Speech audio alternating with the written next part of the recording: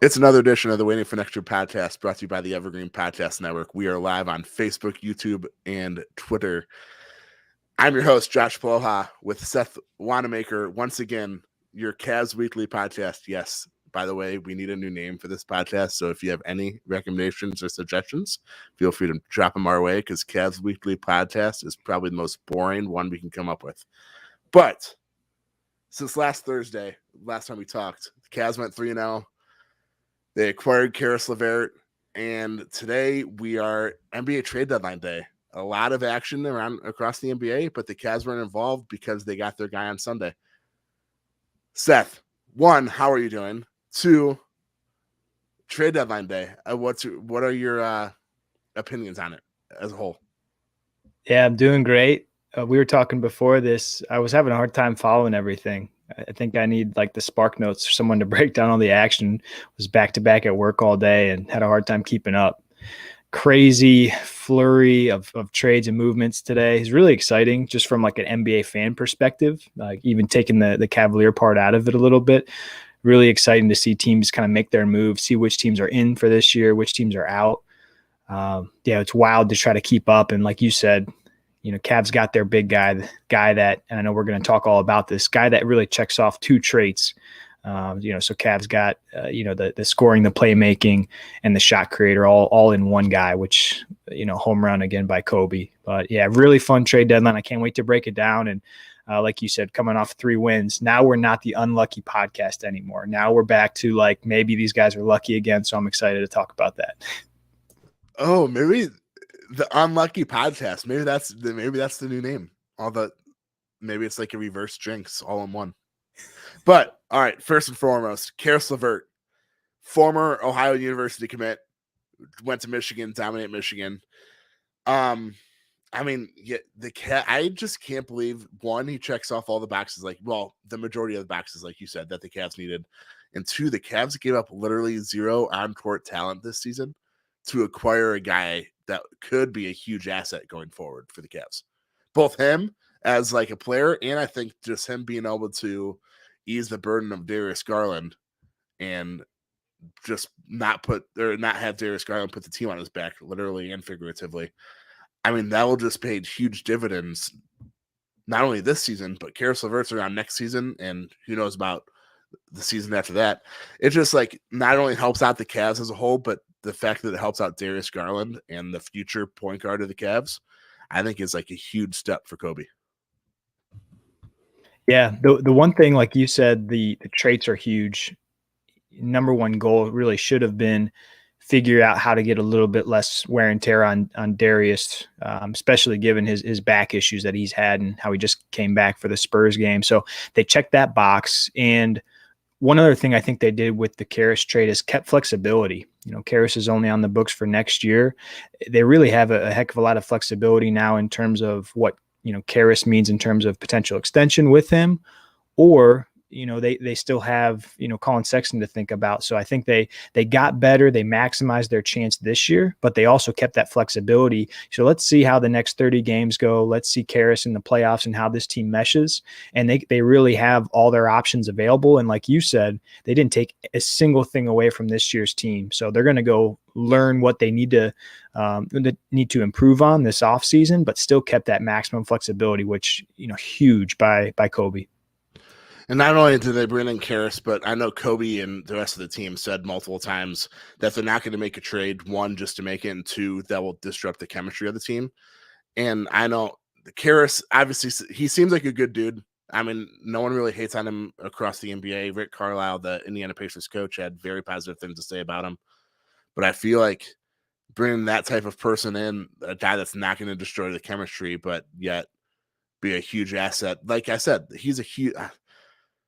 I don't want to get my hopes up too high, I guess, but I'm just very excited about this Cavs team plus Caris LeVert. And I guess we can talk about this too. I know this is one of the questions that we'll discuss later on, but I think Kobe realizes the type of team this team is this year, and he's taken advantage of it. I mean, they had no expectations going into the year. We've talked about this multiple times. They had their over-under was 26.5 wins. They're on pace for 50. And then if you make a trade like Caris LeVert and bring him in, I think you are expecting to get to at least the second round of the playoffs. Am I wrong with that? Not at all. We talked about in the playoffs, defenses tighten up, and you need a guy like a Colin Sexton or like a Caris LeVert to go get a bucket. I was doing some statistical deep dives here the last couple of days once they acquired LeVert. Cavs are one of the lowest pick and roll teams in the entire league. We know that because we've seen Osman have to do it a lot, specifically when Garland's been out. Laverne has some really good pick and roll stats. He's averaging, I believe this year, about 7.8 pick and rolls per game. And he scores in the 81st percentile of those opportunities. So he's, a top tier pick and roll guy, something the Cavaliers desperately needed. Other than Garland, the next highest pick and roll guy is really Rondo at like 2.5, 3 a game. So they needed that guy. Like I said, in the playoffs, when everything slows down, everyone plays better defense. Absolutely needed that guy to really share the floor. That's one of the things I'm really excited about is, Keras leading that second unit, whether he's like an early sub or whatnot, it makes a lot of sense. But when you need some offensive firepower, having Garland and LeVert on the court at the same time really just opens everything up. So yeah, very, very excited to your point. The only thing that tempers me a little bit is just LeVert's injury history. It's very well documented. He's had a bit of a hard time staying on the court. If he can stay healthy, really opens them up to another level. And I think you're right on with, I expect them now to really challenge and look into the second round of Eastern Conference playoffs. Yeah, I know you brought up the pick and roll. I mean, yeah, the Cavs wanted a shooter, 3-point shooter, I guess, to put in this offense, but it just didn't come to fruition. But the Cavs have three big guys who are very good at the pick and roll: Kevin Love, Jared Allen, and Lauri Markkanen. And the only guy that, like you said, the only guy that could really take advantage of that as a guard was Darius Garland. So Caris LeVert might not be the best shooter from deep, but I mean, when you said again, playoffs, when the game slows down, when the offensive slows down, when the defense gets better, if you have two guys that can dominate in the pick and roll and just know either to pop a mid-range shot or throw an alley-oop or find another open guy, it's tough to stop as a team. I mean, unless you have like Giannis and a couple other guys, and we know the Bucks are really good because they just won it all last year, but it's tough to stop when you have three big guys who are really good in the pick and roll, and then two guards who are also very good running the pick and roll. One of the things interesting about the LeVert trade, I wanted to ask you this question. So to me, this was one of the times where there was a lot of smoke around this. Like there had been a lot of reports about LeVert being linked to Cleveland's interest in him, really going back for a while now. And thinking about some of the other moves that Kobe's made, I saw an article that came out. He's one of the most active, GMs in terms of number of trades since he's been in office. But really, there was a lot of smoke to this one. So were you surprised at all of how much smoke there was and then them actually going to execute? Because it seems like Kobe kind of, operates in some silence and darkness, most of his acquisitions. Yeah, I was surprised. I mean, the Cavs being interested in Caris LeVert was probably the worst kept secret in the NBA. Besides, lately it's been James Harden running out of Brooklyn. But when the time, it seemed like weeks, if not months, that Caris LeVert and the Cavs were just, I don't know, you wouldn't not interested in one another, but the Cavs were interested in acquiring him. And yeah, like last year when the Cavs acquired Jared Allen in that 3-team deal that sent James Harden to Brooklyn, the Cavs come out of nowhere. Literally no one expected that. So maybe, I don't know. I don't know if it was like a source from the Cavs or like coming from Kobe directly. I'm, like you said, I was surprised that the Cavs, I guess, made it known that they were so interested in Caris LeVert. But then again, they were so interested in him. Everyone knew it, including the Indiana Pacers. And yes, Indiana might have gotten a first-round draft pick and a protected first-round draft pick and an early second-round pick. But, I mean, they gave up a guy like Caris LeVert for a guy that an expiring contract that's out for the year and 2 picks. I don't know. I feel like if they had leverage, they would have gotten more than that. And they must not have had leverage. Yeah. The one thing that really stuck out about LeVert's first game. So their big win over the Spurs just the other night. It was honestly a little weird for me to see a wing move the way he does on the Cavaliers and dribble the way he does and get penetration the way he does. I'm so accustomed to the Cavalier offense this year where it's, Garland or Rondo or Goodwin kind of creating or setting up really post-ups for the big guys. And we just have not had a wing that has that dribble penetration ability to make those shots. So it was honestly a little kind of shell-shocking to watch it for the first few minutes. I mean, when was the last time we had a win like that not named LeBron James, to be honest? Right. I couldn't even, none really comes to mind. I guess you could say like a Clarkson, has some of that same style, but, not, no one else is really coming to mind. Yeah, and we won't bring up LeBron the rest of the podcast, even though I don't know if you watched the NBA All-Star draft, but it was hysterical just because Charles Barkley and company were just hating on James Harden, who was the last pick in the draft. But back to the Cavs. Oh, and by the way, I guess Darius Garland was the second pick among the reserves. He went to Team LeBron. Team LeBron said he had to pick the Cleveland guy. So Darius Garland will be representing Cleveland in the All-Star game, which is in Cleveland, on Team LeBron, which is awesome. But back to the Cavs on the court. Yeah, I mean, Caris LeVert, he had like 11 points on like 7 or I forget. Was it 11 points on like 9, 10 shot? I forget how many shots he had last night. He wasn't that effective, but he also showed glimpses of what the Cavs were hoping he'd show, which is driving to the basket for a layup, didn't find in the open. He only had like 2 assists, but I feel like he had a lot more good passes than that. And like, I know Kevin Love missed a wide open 3 on one of Caris LeVert's passes. That happens. But I just feel like, I don't know. We've discussed this multiple times already, and even on Twitter, and I wrote a story on it Sunday night. Caris LeVert is literally the perfect fit for this team for what the Cavs had to give up to get him. There were a few articles out there that thought that the Cavaliers may be overpaid, and I've seen some negatory, analysis regarding his defense. Maybe it was just the first game, but he had, I think, 2 deflections. He was hustling around, avoiding screens. He really impressed me. Obviously, offensively, like we were saying, there's just not a lot like him on the current team. But defensively, he was moving. I'm thinking, being around guys like Allen and Mobley, of course, is going to help his defense, but perhaps he's going to be inspired by, joining the number 1 team in the NBA in terms of points against. And we might be able to see some of his best defense, he's played in his career now that he's healthy and surrounded by these guys.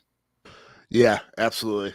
I mean, we could talk about Caris LeVert for hours, I feel like, but on with that, I guess that's enough for the Caris LeVert talk for now. Darius Garland finally came back last night. It seemed like he never missed a beat. He was out for it seemed like forever, but it was like a week or a week and a half. He dominated last night. He was 12 for 15 from the field, getting guys open. Darius, DG, the PG, the All-Star, it's the leap he's taken, and just like him being out for a few games, then stepping in and acting like he never missed a beat last night, even with Caris LeVert as a new teammate. Darius is so freaking good. Yeah, I saw his efficiency numbers were outrageous. I think he was 12 of 15 from the field, 3 of 3 from the 3-point line. He's doing like his little bunny hop that he does after he shoots his shot, had a bunch of floaters, bunch of penetration. It's been painful, as we talked about last time. The last, 4 or 5 games without him, the offense is just so different. Cavaliers really gutted out some tough fought victories, since they got Garland back. But man, he just takes this team to a whole nother level, whole nother tier. And thinking about adding, thinking about adding LeVert along with Garland is so exciting. If I were to go back just really quick on, the 2 games before when Garland was out, and the last time we talked, we had the Hornets win, which never seen anything like that before in my life, where the referees gift the Hornets 3 points and almost mount their complete comeback. It was the most absurd thing I've ever seen. Josh, have you ever seen anything quite like that before in an NBA game? Just when I thought it didn't get worse than NFL referees, the NBA comes out and does something like that. I've never seen it, but two, like, I don't get how you can have a meeting. And they even came out after the game and said that they thought the whistle came after the shot. When you talk, don't you say like, hey, I blew the whistle when that guy stepped out of bounds? And then the other guy would be like, well, yeah, he stepped out of bounds, then passed the ball, and then the guy shot. So, like, shouldn't there be like a conversation about how it was literally like, it wasn't even like a split second. It was like a solid 3 seconds.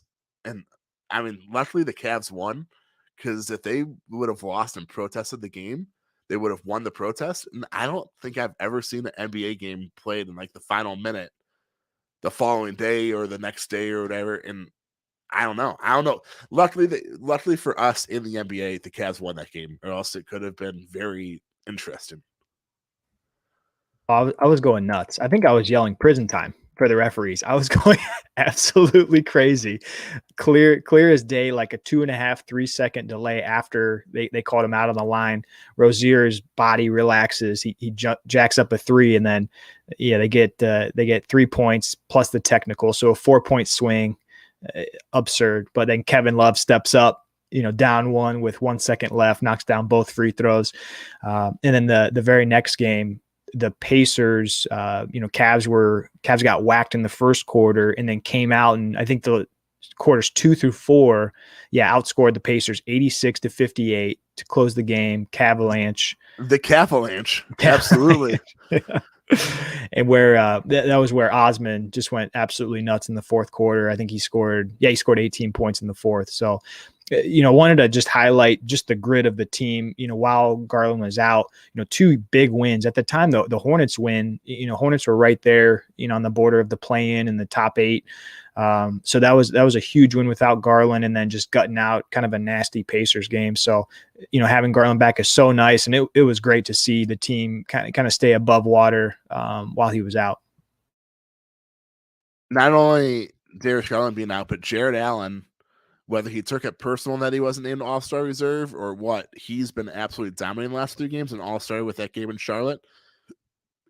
Without looking up the stats, he had like 29 points and 22 rebounds or something absurd. And then LaMelo, who was named All-Star reserve, struggled against the Cavs. So it is what it is. But I mean, Caris LeVert and Darius are getting all the talk, and I mean, even Jetty and Kevin Love are with the Cavalanche and against the Indiana Pacers the other night. But Jared Allen has been absolutely dominating in the paint. Yeah, you can tell that the All-Star snub really ticked him off. I mean, he came out the next couple of games just hair on fire, so physical. It seemed like he had hit a bit of a lull. We talked about this, I think, last time after the Golden State game. That was a tough game for a lot of Cavaliers, but it seemed like Allen was maybe just getting tired. They've had such a brutal schedule. And man, after that All-Star snub, he's just been an absolute monster. So it's nice to see him kind of creep back up. You could tell that there was something again bothering him. Don't know if it was just legs or what, but he's come back. And I mean, they need him for some of these teams. Looking ahead into the Eastern Conference, some of the Eastern Conference teams made some moves for some big guys today. So yeah, they're going to need him, and him playing ticked off. I'm okay, to be honest, that he missed the All-Star game. I think that might help the Cavaliers in the long run. One would say that all these other East teams are getting big guys because they're afraid of the Cavs' big 3, literally and figuratively. Yeah, absolutely. If you want to match up and you think you might see the Cavaliers, you better load up on some big guys right now, because the Cavaliers have proved they don't care what lineup you run. They're going to run with the 3 bigs, with Lowry and Mobley and Allen. So I think there was some very strategic chess play today. And who would have ever thought that the Cavs would be getting Caris LeVert at the deadline, and other teams like the Milwaukee Bucks would be getting big guys too. I mean, I'm not saying that it's specifically for the Cavs, but it's probably for the Cavs. I think you're right. I mean, I'm not sure what else it's for. I mean, Ibaka's not exactly too relevant of a player at this point in his career on most teams. So I think he's one of those guys where, hey, if you need to eat some minutes and deal with an Allen or Mobley, you better get a guy like that. It's still crazy to me that the Cavs are still not only this relevant, but they're a game back for the top seed of the East.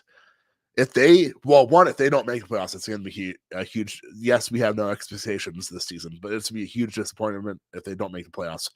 But I mean, given their strength of schedule the rest of the way, they should get a top 4 seed in the East and have home court advantage in the first round of the playoffs, which is insane to me. That is literally insane to me. Yeah, I don't need to go off on too much of a tangent, but thinking about the moves that were made today, I think to me it helps solidify likely who's going to be part of, top 10 when you think about, top 6 and then the 4 for the play-in, right? There's I'll just rattle real quickly here. Of course, you've got the Heat, Bucks, Bulls, Cavs, 76ers, Raptors. Those are the top 6 in the East right now, and I would think all feel pretty likely to be part of the postseason play. Next 4, you've got Celtics, Nets, Hornets, and Hawks. Below them, you've got teams like the Wizards, Knicks, Pacers. So it feels like those top 10, again, Hawks, Hornets, Nets, and Celtics going 10 through 6, feels like some of those moves really solidified that. And I just can't think of a bad matchup. Like every single series in the Eastern Conference could be really, really good this year. 1 through 8, 2, 7, 3, 6, 4, 5. Every series is going to be like appointment TV because there's not one team that's just going to beat up on everyone. It's, the 6th seed, maybe the best team in the East. It's going to be wild to see how this all shakes out. Yeah, I mean, the East is 1, wide open, and 2, I mean, yeah, the 2 best teams in the NBA in the record-wise are the Phoenix Suns and Golden State Warriors in the West. But as far as like who could win the East, there are a lot more teams that could win the East than there are more teams that could win the West, if that makes sense. I mean, like you said, the sixth seed, who I think are the Celtics right now, who just acquired Derek White from the Spurs. I mean, if Jason Tatum and Jaylen Brown and Derek White get hot at the right time, they could beat anyone in the East. Yeah, Golden State and Phoenix might be the huge favorites out that way, but yeah, like you were saying, the East is 1, wide open, and 2, appointment television. But the fact that it's wide open gives me a lot of hope as a Cavs fan as well, with a team that literally. No playoff experience for the most part, but I couldn't tell you.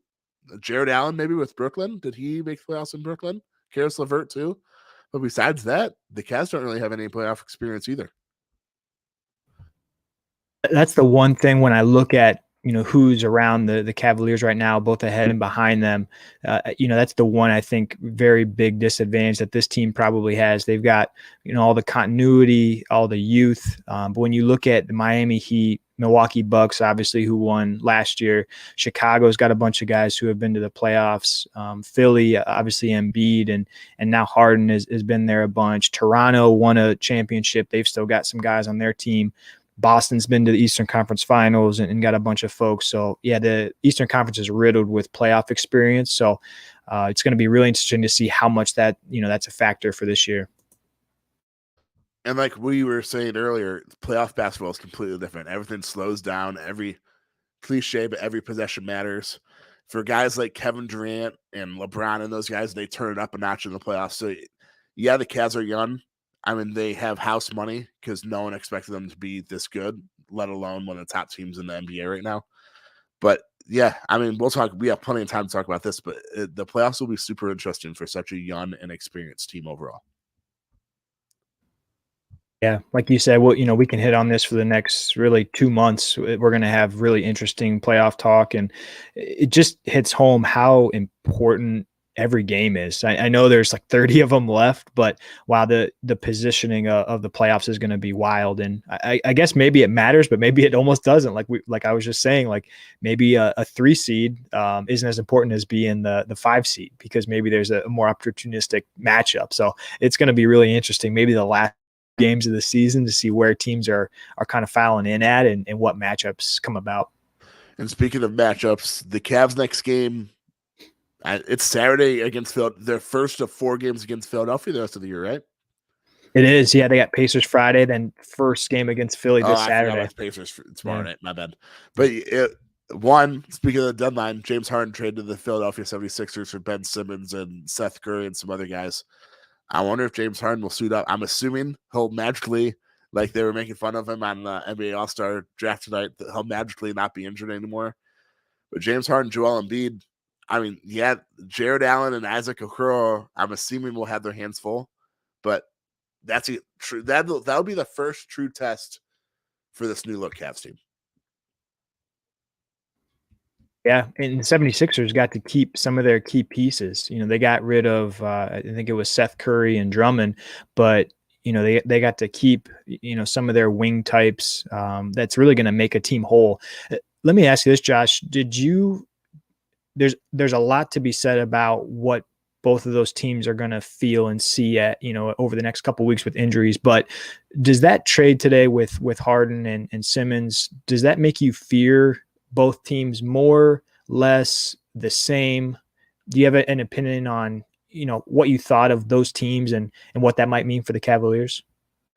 That's actually an interesting question. James Harden's one of the most elite scorers in the NBA. We all know that. But I don't know how he's going to gel with a guy like Joel Embiid. They both are ball dominant. Yes, James Harden averages double-digit assists sometimes, but I feel like they're both ball dominant players, even though one's a center and one's like a point guard / shooting guard. It'll be interesting to see how those two mesh. But as far as Brooklyn goes, I think I fear Brooklyn a lot more now if Ben Simmons comes back and he's in shape and 100%, because I mean, Kevin Durant and Ben Simmons on defense in the playoff game, let alone a playoff game or a playoff series. But that is a lot of length and a lot of height for guys that can literally guard positions 1 through 5. And defensively, I mean, Ben Simmons, we all know his offensive struggles, but I think I fear Brooklyn's defense with Ben Simmons and Kevin Durant more than I fear James Harden and Joel Embiid offensively. Yeah, that was going to be my point too.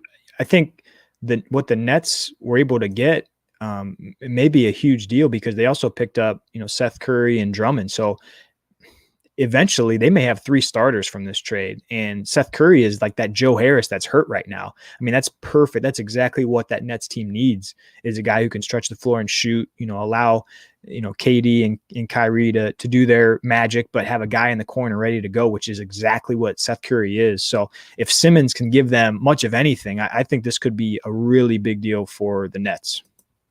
Yeah, I mean, it's so hard to say. Like, James Harden can put up 40 points and 15 assists on any given night, but I hate his offensive game, for one, because he goes for fouls and never, if he can get a foul, he's going to go for a foul rather than put up a shot. Well, I guess you have to put up a shot to get fouled, but you know what I'm saying. I just hate his offensive game, and I don't know. I've soured a lot on James Harden. He just, the way he's demanded trades the last 2 off seasons.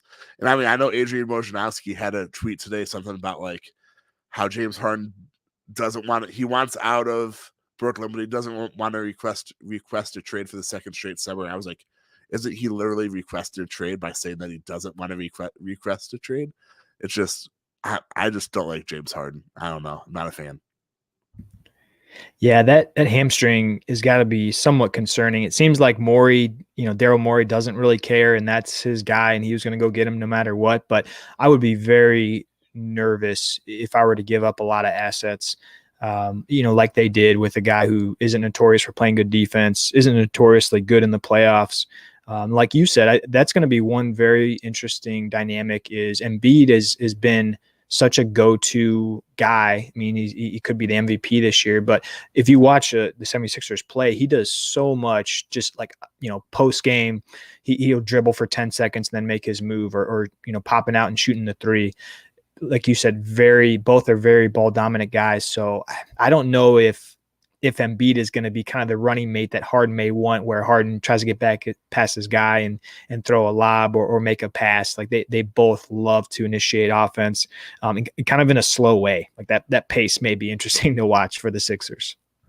Yeah, I mean, James Harden, we all saw the picture of his first game back where he put on some weight. I don't know. I just don't. I guess I should fear Philadelphia because Joel Embiid's probably the front runner for the MVP and the leading scorer in the NBA right now. He puts up like, I don't know. There was a point, I think last week, where he had like a 7-game stretch where he was averaging like 41 points a game, which is insane. 1 for a player, 2 for a guy that considers himself a setter. But like, I don't know. I just it's hard for me to fear Philadelphia. At least when defense means so much in the playoffs, I just don't really fear Philadelphia as much as I do a Milwaukee Bucks or Brooklyn Nets or I mean even Miami. Miami, I know you talked about it earlier with PJ Tucker and Bam and Jimmy Butler, Kyle Lowry. I mean, those are 4 good defensive players. I just if I could choose a first round matchup between like the top 5 teams in the East, I think I would choose. I don't know. I don't want to regret this. I think I would choose the Philadelphia 76ers. Yeah, I would probably say Sixers 1, Bulls 2. Those would be the 2 teams where I say, hey, if I'm gonna go play one of those top 5 teams, Heat, Bucks, Bulls, 76ers. Yeah, it's definitely Sixers 1. I think Bulls 2. I forgot about the Bulls, by the way. I just want to say that. But yeah, I mean, give me the Bulls or the Sixers. I mean, if the Cavs finish up as like a 3 seed, I would love. If they finish up as a 3 seed, I would love for the Bulls or 76ers to finish as a 2 seed. Put it that way. Yep. Yeah. Weirdly enough, and maybe I'm just like protecting my own emotions here. when I think about some of the other teams that are a little bit lower now, so I'll take Brooklyn out of it because if they're healthy, they're a top 2 or 3 team in the East. But thinking about the Toronto Raptors or even the Boston Celtics, those are the teams that make me a little nervous if I'm a Cavalier fan because they have phenomenal wings, super athletic, talented. They're big and rangy, but a lot of the guys can create their own shots. So I think I would almost want to play a Chicago or a Philly versus some of those teams that they just have like 4 or 5 guys that are all like 6'8" and fast and quick and athletic. And that, I don't know necessarily how that team, matches up against the Cavaliers. Put me in the I will play Toronto in April for 100 times out of 100. I know we talked about this prior to the podcast. I mean, Nick Nurse is just running that team to death, literally and figuratively. Fred VanVleet, Pascal Siakam, and OG Anunoby are the top 3 players in minutes played per game in the NBA. The 3 Toronto players, top 3. They're starting 5, so it's 1, 2, 3. Scotty Barnes is number 10. And then Gary Trent Jr., the 5th starter, is number 23. So their 5 starters are in the top 23 of minutes played. I mean, yeah, it's nice now that they're winning games, but in an 82-game regular season, I just don't think you can hold up. I love the Cavs. I know we talked about this prior to the podcast too. The Cavs, their top minutes guy is Darius Garland. He has played 34.6 minutes a night, which is tied for 27th in the league. So the Cavs' top guys are 27, and the Toronto's entire starting 5 lowest is 23. I just think, I mean, yeah, the playoffs happen, and then they have like 1 or 2 days off every game. But if you play 82-game regular season with that many minutes a night, eventually your legs are going to get tired. I don't care how in shape you are. Yeah, I don't. When you gave me that stat earlier, I don't know what Nurse is doing. That's like assault. You cannot have 3 of your starters in the top 10 in minutes per game. No, not only 3. They're 1, 2, 3 in minutes played. Like Nick Nurse, absurd. What are you doing? Like, there's a reason Fred VanVleet is 1, a first-time All-Star, and 2, has the stats he does. He's literally playing, to be exact, he is playing 38.6 minutes a night, almost a full minute more than any other player in the NBA. Oh, yeah, that's like Thibodeau range right there. I mean, maybe Nurse is the new Thibodeau. That's just insane. Can't do it. 38.6. He doesn't even sit 10 minutes a game. It's like I don't really pay attention to the Raptors, so maybe they don't have that much depth. But like, you have to think about it's a marathon, not a sprint. That's the term, right? Does Nick Nurse think it's like a sprint? And I mean, if you're playing for the playoffs, which you obviously are, because they're in the top 4 of the East, aren't you trying to like conserve your guys' legs a little bit? I mean, yeah, they won it all a couple years ago with Kawhi, but like, I don't listen to anything Toronto based either. So maybe like their beat writers are complaining about it, or maybe their fans are complaining about it. But it's just amazing to me that literally the top 3 minutes played players in the NBA right now are all Raptors.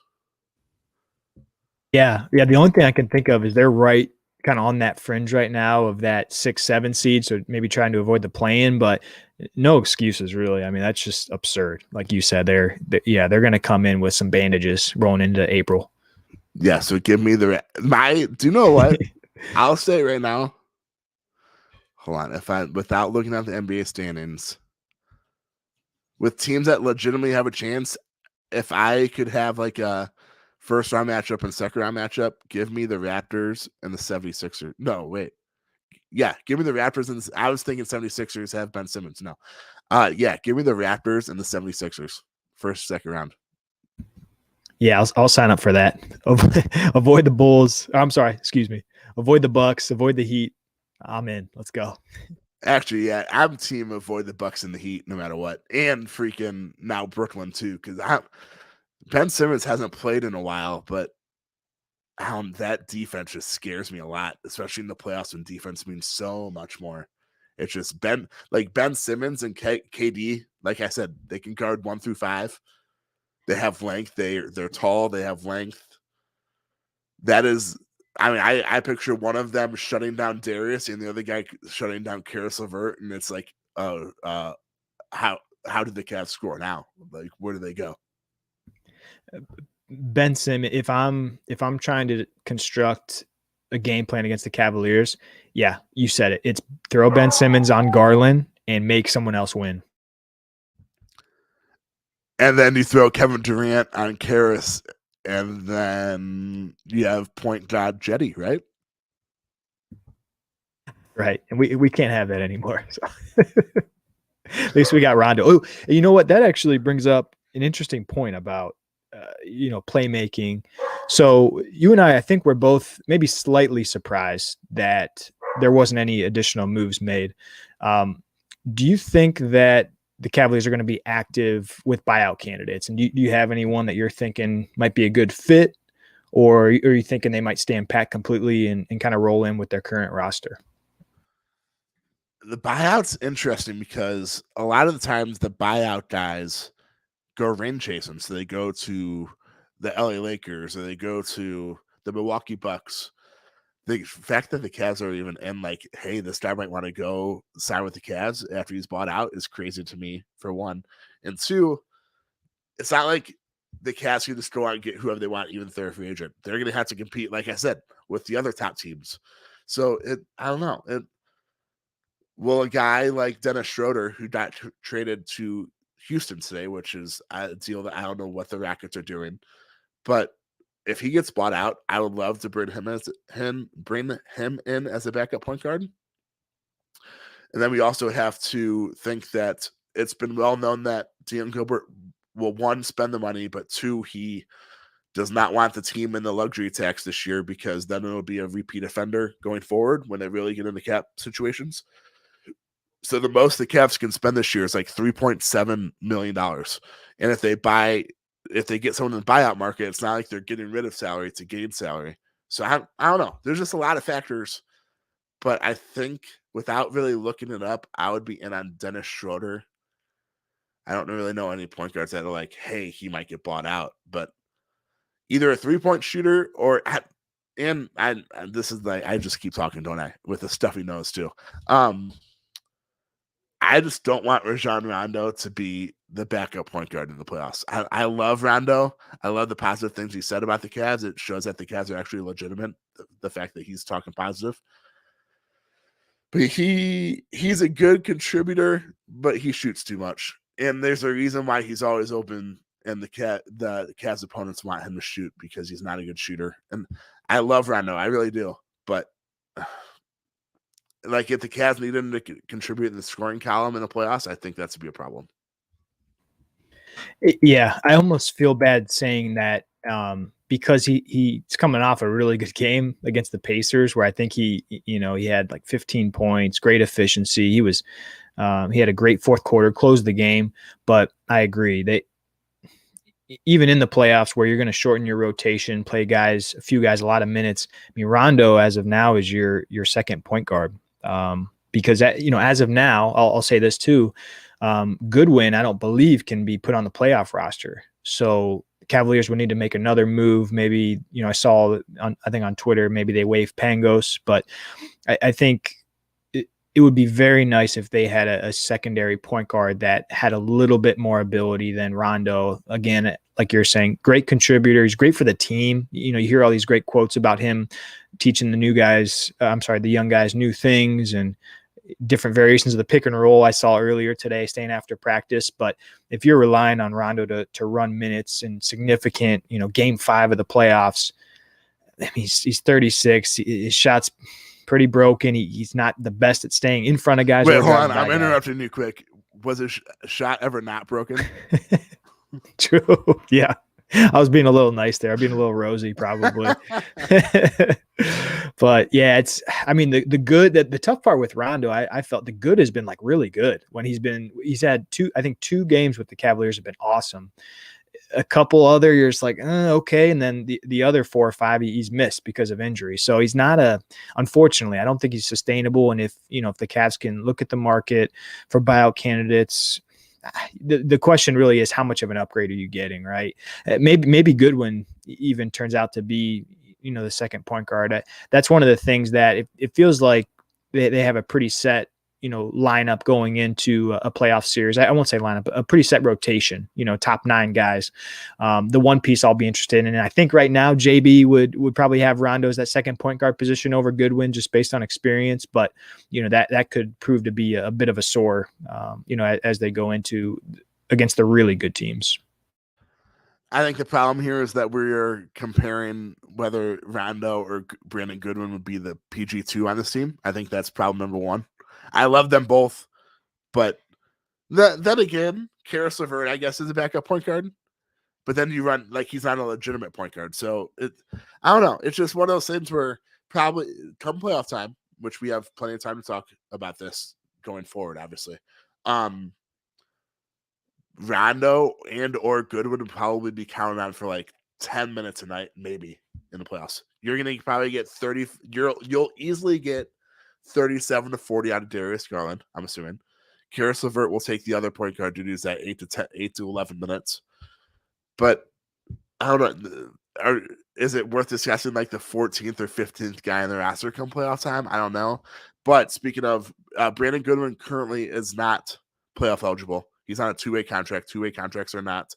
But speaking of Kevin Pangos, you brought up, it was reported yesterday that he signed with CSK Moscow, and then he was at the Cavs game and played last night. So I don't know what's going on with that.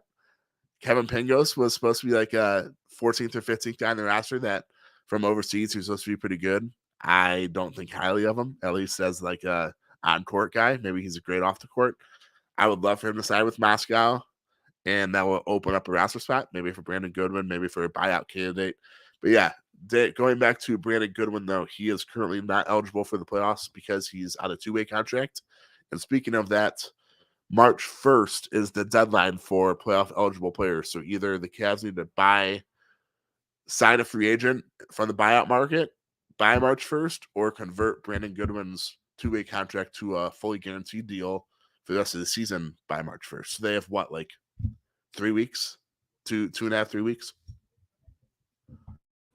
Yeah, and it feels like a no-brainer. Obviously, if you're picking between those two players, you're gonna waive Pangos and bring Goodwin on.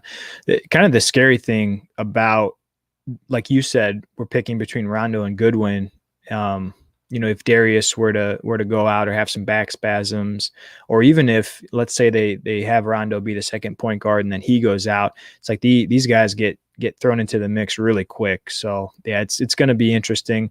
One name I saw, and I can't say how much of an upgrade it is, but DJ Augustine looks like he's being waived, and that's the other piece too. We haven't seen everyone that's getting waived yet, so this is very fluid, ongoing. We'll see what happens over the next 2 days, probably. Then we'll get a better mix of who's available. DJ Augustine has to be hitting like 50, right? It seems like he's literally been in the league NBA for like decades. But I think about it, wasn't he Kevin Durant's point guard at Texas, so he can't be that old. I think he's 34. That sounds right. I thought I saw he's 34. That is, it literally seems like DJ Augustine has been in the league forever. Yeah, it's it'll be interesting. We'll see, I guess, where they go. This actually kind of transitions to some mailbag questions. So a couple listeners sent me a note. Unless No, Josh, you want to you go? go. Okay. Oh, geez, I just hit my mic. Mailbag. So I mean, yeah, cliche podcast mailbag. Every podcast is mailbag, but yeah, Seth messaged me earlier. Some of his buddies that listen to the podcast had some questions. So going forward, if you have some questions for us, we'll tweet stuff out. Mailbag question. I mean, we're most likely not going to get a lot, so we're not going to have to like choose which ones we do and don't do. But yeah, if you have a question for us, we can talk about it, answer it, act like we're experts, even though we're not. So yeah, tweet us, message us, Facebook us, I guess. Who has Facebook? MySpace? No, I'm kidding. But seriously, tweet at us if you have a mailbag question, and we'll try our best to get to it as long as it's a good question. Yep. Yeah, and if you're following live here, please live comment too, because like Josh, no expert, so I would love the counterpoints here to roll in live. We're all experts. Yeah, that's right. So we got two questions in the mailbag here. So number one, and this is from Nick. Josh, what do you think the starting lineup for the Cavaliers is going to be in late March, early April, ahead of the playoffs? What do you think the starting lineup for the Cavaliers is going to be? First off, we cheated because Seth sent me these questions hours ago, so I had time to think. But secondly, I think it is purely matchup based. Caris LeVert came off the bench last night. Isaac Okoro got the start. Dean Wade also got the start. I love Dean Wade, but like he shouldn't be in the starting lineup when fully healthy, obviously. But yeah, I mean, if you're going up against a team that has a dominant, because okay, I feel like I just keep talking without really going anywhere right now. Isaac Okoro doesn't provide the best offensive game. We all know that. He is a decent shooter, a great slasher. But what he does defensively makes things so much easier for the other four Cavaliers on the court. He will not necessarily take out the best player 1 through 4 on the opposing team, but he'll make things very tough for them, whether it's Kevin Durant, whether it's LaMelo Ball. I mean, I can a small point guard to Kevin Durant, Isaac Okoro, and make things tough. But that also allows a guy like Darius Garland to not have to work as hard defensively. So even if Isaac Okoro is not providing much offensively, which I mean lately he has, I've been saying for a while, if Isaac Okoro gives me like 12 to 15, no, I'll take 10 to 13 points a game while being semi-efficient. Sign him to a freaking extension now, because he just provides so much offensively or defensively that just makes things so much easier for guys like Darius Garland. Because if Darius Garland had to work hard defensively, that would hurt his offensive game. I mean, we're all human. Yes, they're getting paid millions, but if you're working hard on one end of the floor, you're not going to be able to work as hard on the other end of the floor. So going back to the starting lineup, then I think it is purely matchup based. I think it depends who the other team is. I mean, like I said, if they have a really good offensive guy, you probably start Isaac. If you're not too worried about defensively, you probably start Caris LeVert. And I mean, I know Twitter, us fans, we worry so much about who starts, but in reality, starter or not, it doesn't really matter. I mean, 2 minutes into the game, 3 minutes into the game, you're making a sub. Caris LeVert's going to get starter minutes. Isaac Okoro will likely get starter minutes. It's basically whose name is announced in the starting lineup. That's the only reason that the starting lineup matters, because they'll both just get starters minutes. And I mean, yeah, that is a great question. Did you say Nick? Did Nick send that?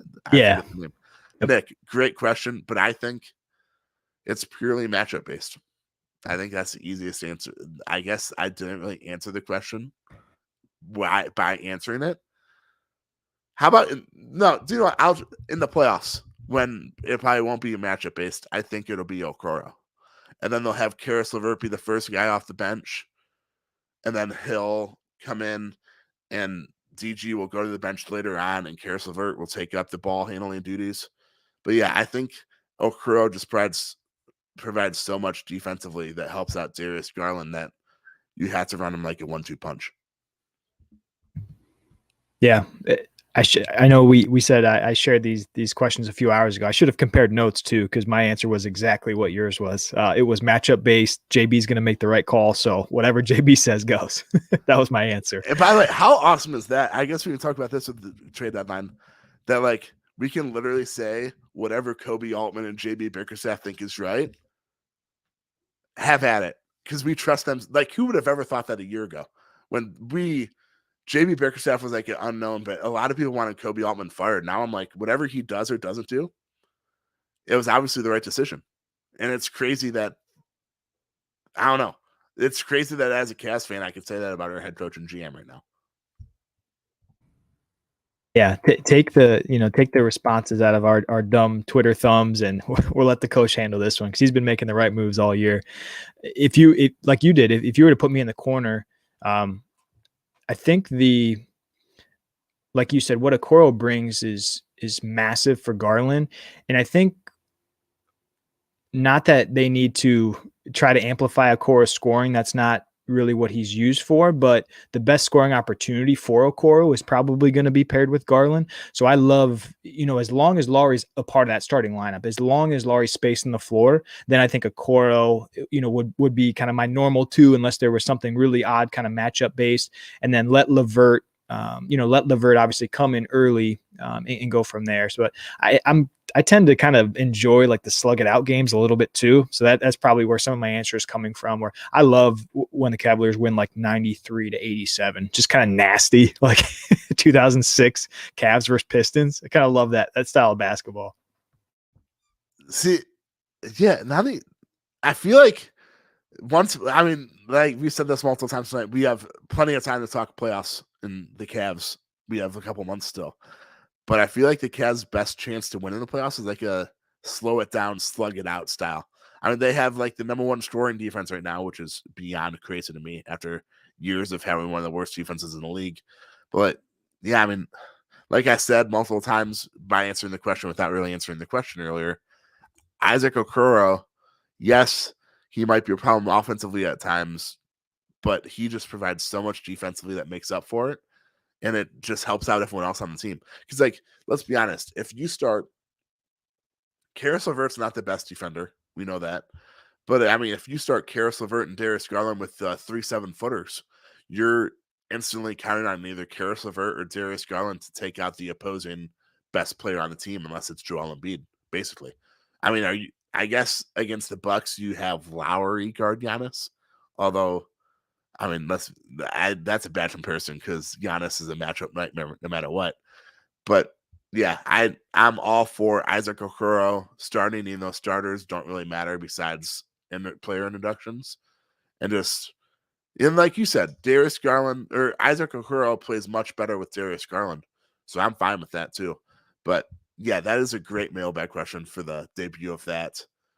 And I hope we can talk more about that as we get close to April, because that means that the Cavs in the playoffs are very, very legitimate. Yep. Yeah, and I'll hop off this question, but just one more piece. I think you made a really good point. If you play someone like the Bulls, who has two very good wings in DeRozan, well, they got backcourt galore basically with Levine and DeRozan, and then with the Celtics, where you have Brown and Tatum, you're going to want Okoro in that starting lineup. I do not think you want, you don't want Garland, LeVert, and Lauri trying to two of those guys guarding two of those guys. So I think it's going to make more sense as they get a bit closer. But like we said, full trust in JB to see what he rolls out. Absolutely. I trust in JB and Kobe always. Well, not always, but for now. But I know you have a second mailbag question, so go with it. Yeah. So last question for today is a good one and very relevant based on today. Have your expectations changed based on the move? I'll say it was supposed to be moves, but the move that the Cavaliers made at the deadline with LeVert. Have your expectations changed for this season? I'm going as a lifelong Browns fan. I've learned to not have expectations, because if you have expectations, you'll most likely only be disappointed. But yeah, just with this Cavs team, like I said earlier, they're playing with house money. They have literally no expectations this season, which makes this season so much more fun than any other season, basically, in my lifetime. But yeah, I think it made us Cavs fans and I guess the Cavs team realize that, hey, like this is real. I mean, let's be honest. If the Cavs were like a fringe 500 team or a bottom 5 team in the NBA, which is what they were expected to be this year, there's no way they would have traded for Caris LeVert, even if it meant good basketball in the future. I just think getting the guy like Caris LeVert and giving up a protected first round pick, among other things, just like put the belief in this team and this Cavs fan base that like, hey, like we're the real deal. I don't care what the expectations were or like what kind of house money we're playing with right now. But yeah, I'd say I don't, like I said, I hate having expectations, but a second round playoff series should be expected right now. Boom. There we go. I was waiting for that. We gotta check our answers because damn it. So, obviously expectations have changed. It's been a roller coaster this year.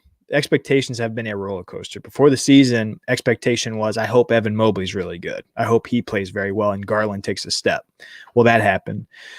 As we got into November, December, expectation was, I hope this team, can battle for a top 6 seed because I think they might be good enough to, for that to be the goal. Before you go on, another expectation was, I hope Kevin Love gets bought out. What a story that is. But continue. Yep, exactly. How do they get rid of Love's money? Yep, exactly. And then I think this trade deadline has taken me from, and I know I'm getting greedy here, but what the hell, right? It's been 3 years of sucky basketball. I've gone from top 6 seed, which I think most folks feel pretty comfortable right now if everyone stays healthy, to, now expectation would be a first series win, based on how they're playing, based on having the best defense in the league with LeVert. He's just such a perfect piece for this team. It's so evident that's what they need that, I'm not going to say I'll be, upset if they lose in the first round, but my goal for this team would be a first round playoff series win. Yeah. And I mean, if they get a top 4 seed, home court advantage, and going back to the top 4 seeds, the Cavs used to have the easiest remaining schedule in the NBA. Now with their lack of competition the last week or so, it's gone to the 23rd hardest. So they're 23 out of 30, 23rd hardest schedule in the NBA the rest of the year. But if you look at that, they have the 23rd, but Milwaukee's at number 2, Chicago's number 3, and Philadelphia's number 10, and Miami's number 13. So the other top 4 teams in the NBA or in the East right now are all in the top 13 strength of schedule wise. So I mean, I know all like the playoff predictors have like the Cavs have like a 95% chance to make the playoffs, and it's got to be, without looking, it's got to be like 55 to 60% top 4 seed, given as long as they stay healthy. Which I mean, you could say that for every NBA team, but given their schedule the rest of the way, if the Cavs, once Lowry comes back, hopefully it'll be sooner rather than later with a high ankle sprain. I know he's already been ruled out tomorrow night, but like, it's just crazy that like a top 4 seed in the East and home court advantage in the first round of the playoffs should be expected. We both discussed this earlier tonight in the last couple of weeks doing this podcast, but it's just like going from like, hopefully we get the number 1 pick in the lottery 2 months later, hopefully we should be able to get a top 4 seed in the East is like mind-boggling. You just saying that, okay, makes me realize we're getting greedy. I need to slow down, contain the excitement a little bit. I knocked on wood. Yeah.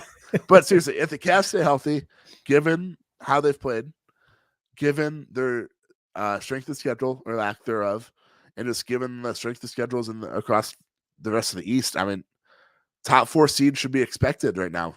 They're number 4 right. I think they're number 4 right now, tied for 3rd, a game back of the top seed. But then they're like 2.5 games out of a play-in. So like they're a game out of the top seed in the East, but I mean they're right there with the play-in tournament too. Just the East, they don't have the best teams in the NBA. That, like I said earlier, that's Golden State and Phoenix right now. but the East is very good, and they're very, very tight in the standings too. So like a bad stretch.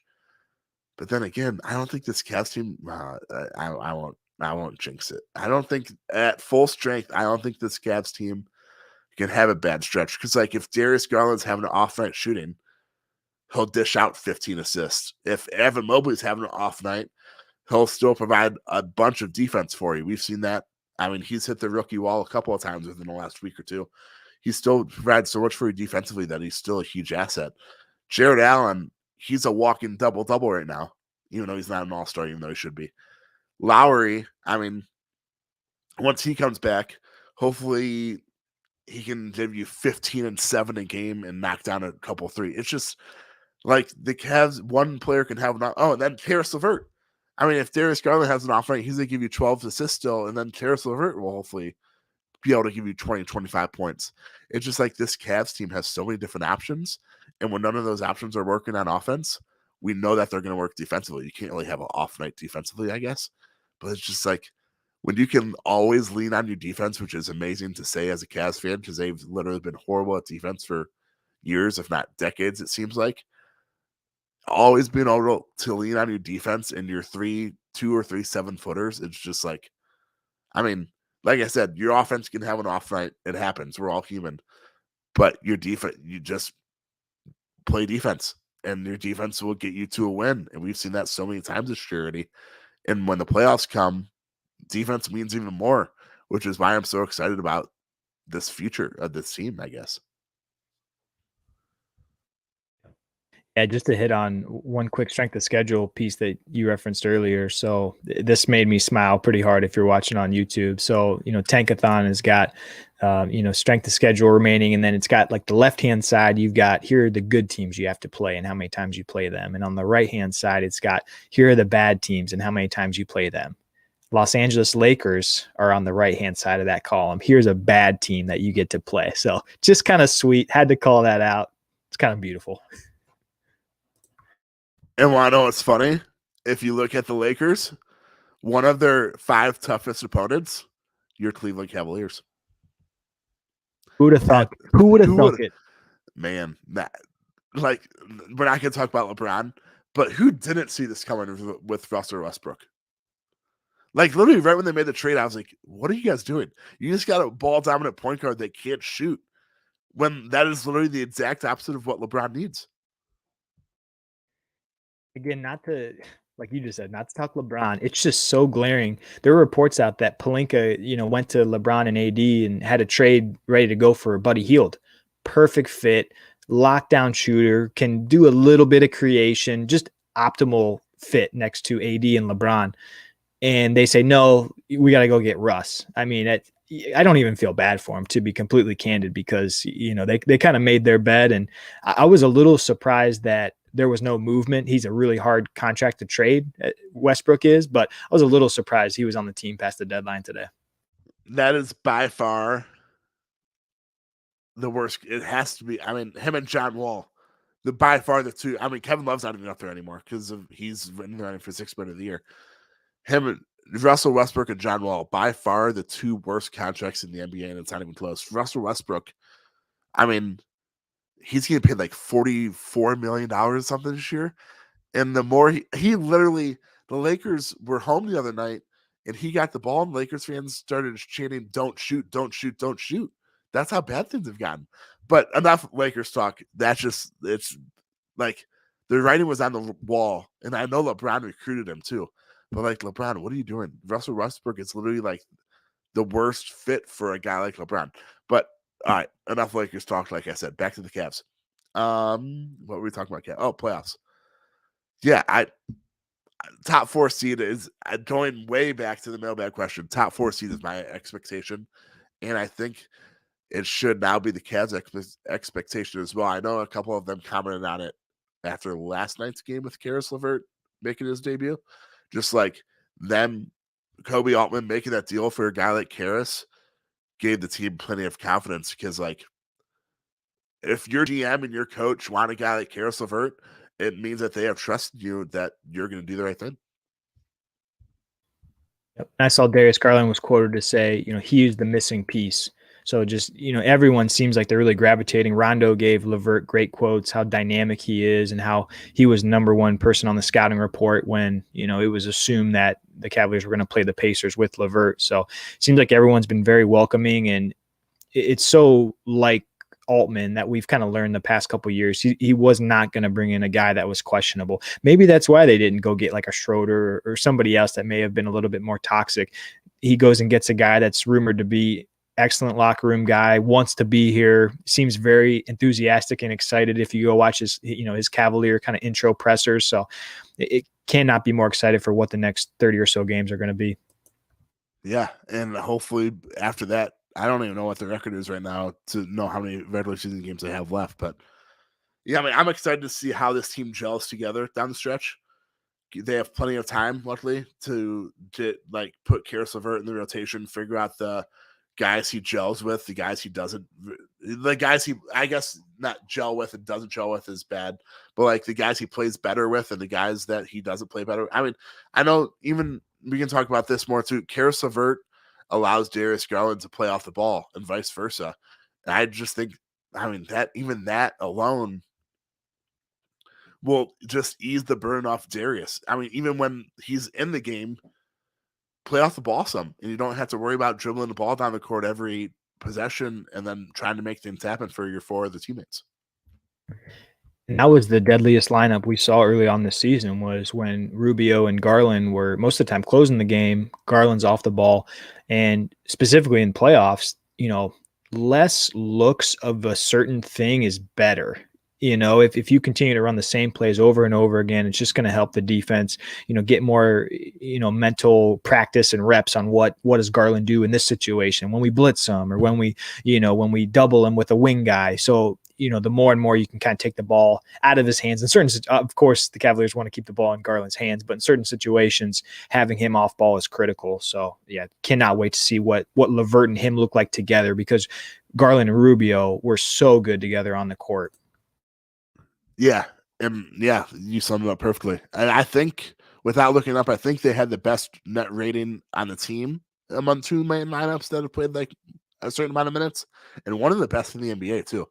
But yeah, luckily they have months to figure it out. I guess I know even JB said like he still has Caris LeVert didn't start in his debut because JB is still trying to like figure out the best rotations and stuff, but they have plenty of time to do that.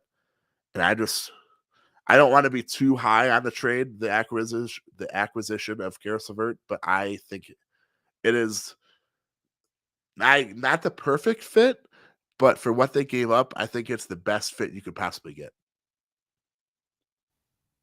Yep. The one thing that I'm excited to see too is we've talked a lot about Osman over the past couple of podcasts because he's been asked to do so much with Garland being out. Really curious to see if this helps Osman out to take some of that playmaking away from Osman, let him go back to hit, because he was so good in his role early on this season. He has been good, even when they've asked him to do a little bit more at times, not consistently. But maybe this helps Osman step back a little bit, get back to your normal role of just like run, play fast in transition, take a wide open three. So this may end up helping out a few Cavaliers on that second unit as well. Yeah, you bring up a great point. Jetty, his stats and efficiency went down quite a bit without Darius Garland. Or no, was it? Yeah, without Darius Garland for that stretch. Because Jetty, I mean, he's not perfected his role, but he's played his role really well so far this year, which is like a spot up shooter, a slasher. I get like I guess just a spot up shooter in the corner and a slasher. And with Darius Garland, it seemed like that was when Jetty was at his best. So I mean, now that he has Jetty and Caris, and he'll all but certainly be on the court with one or both of them when he's on the court. I think that'll help Jetty's game a lot. I mean, that it's not just Jetty either. I mean, just getting a guy like Caris that can get to the basket opens things up for whether it be Kevin Love outside, Jared Allen in the post, Evan Mobley wherever he is on the court, because it seems like he can literally take his guy off the dribble or post up or whatever. But just like getting a guy like Caris, he might not be the best 3-point shooter, but just a guy that could get to the basket from wherever he is on the court and just allow other guys to play off ball and get open is a huge asset to this team. Yeah, I can't wait to, like I said again, I can't wait to see what him and Darius do. And I know we're running probably a little long. I have to bring up at least one more piece here. Did you get a chance to watch that interview with Garland when he went on to Draymond Green's like show, or that like 30-minute YouTube video that they did together? I guess I should probably watch it, but I try to avoid Draymond Green as much as possible. It was a tough one. Honestly, I almost didn't, because I did not want to like somewhat enjoy Draymond Green, and I knew if he was kind of, boasting about Garland, that I was going to turn that way. It was excellent. If anyone gets a chance, go back and check it out. The one thing that I thought was really cool was that Draymond said, was all fired up about the Cavs stole a championship from me in 2016. Of course, when he got suspended, which that brought up a lot of good memories. I was happy when he got kicked out of that game, but this is about Darius Garland. Draymond said, talking about Evan Mobley and Darius, and how he went to see Evan Mobley play at USC and saw, a 3-point like catch and shoot guy get the ball. Mobley was still in the paint. And by the time the 3-point shooter, hoisted one up, Mobley just got all the way out from the paint to the 3-point line, caught the ball in midair. It was talking about like the growth and maturation of Mobley, and how excited Garland should be, playing with a guy like that. So, they were talking, Cavs Warriors Part 5. So let me get a little bit ahead of myself, but a very good watch and listen if anyone gets a chance. Man, Cavs Warriors Part 5, and you were making fun of my expectations earlier. I'm all in. Seriously, oh man, I won't even think about that right now. If the Cavs make the finals, no, I'm not. Can we edit that? Can we cut that? I don't want that. Yeah, I don't want that on. But seriously, I mean, the expectations, they should be high right now. So, which is, like I said, that's incredible to me. But yeah, I guess this is our longest podcast yet. I guess that's what happens when the Cavs actually win when we podcast, huh? Yeah, they go 3 in a row. We have a lot to talk about. So trade deadline, what a week. Trade deadline, LeVert, 3 in a row. Somehow I know we're going to have just as much to talk about next week too, but this one felt special. There was so much good stuff to get into. Yeah, and I know, like, I wanted the podcast Sunday night after the Cavs acquired Caris LeVert, but then I figured they'd make another trade, so I was like, no, let's just hold off till Thursday. And plus, it's been like a Thursday podcast, it seems like. But back with that, for those of you that joined us live, we appreciate it. For those of you that listen to us wherever you listen to your podcast, whether it be tomorrow or the next day or so on, we appreciate you guys as well. If you do join us live, feel free to leave a comment. We will feature your comments most likely if they're good, and we'll ask or answer questions that you may have as well. And along with the questions, mailbag, tweet at one of us, or tweet at WFOMyCLE. We'll hopefully get to your mailbag questions. Actually, no, we will get to your mailbag questions as long as they're good. And yeah, thank you for joining us. We'll be back with you. The last couple Thursdays have lined up perfectly because the Cavs have been off. And then last Thursday, wait, what was that? Oh, last Thursday was the NBA All-Star Reserve announcement. This Thursday, trade deadline. We'll be with you next week at some time. Maybe it will be Thursday. Maybe it'll be another day. But yeah, thanks again for joining us. And most importantly, please help us find a name for this podcast. Don't have it be the Cavs Weekly Podcast, because that is beyond boring. So we'll be back with you next week. And as always, go Cavs.